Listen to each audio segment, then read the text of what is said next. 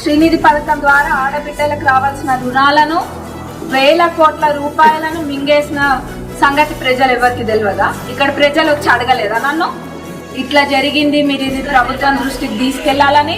మీరా శ్రీనిధి గురించి మన్నేదో మేము విజయోత్సవ సభ పెట్టుకుంటామని తెలిసి దానికన్నా ముందే శ్రీనిధి గురించి మాట్లాడుతుండ్రు, గొప్పలు చెప్తుండ్రు, పొంకనాలు పొక్కుతుండ్రు. మీ గొప్ప అందులో మాకు తెలుస్తుంది అని అనుకుంటున్నారా? శ్రీనిధిలో మీరు ఏం చేసిండ్రో మాకు తెలియదు. ఏమన్నారు? ఒక్కసారి గెలిచిన దగ్గర మళ్ళీ గెలిచి చూపి అని మా ముఖ్యమంత్రి గారిని అన్నారు కదా, అక్కడనే గెలుస్తారు, మళ్ళా గెలుస్తారు.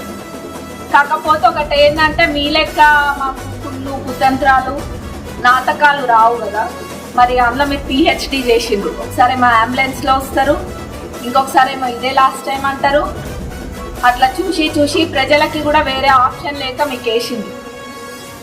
బండకేసి కొట్టింది పోయినసారి. పర్వతగిరి దాకా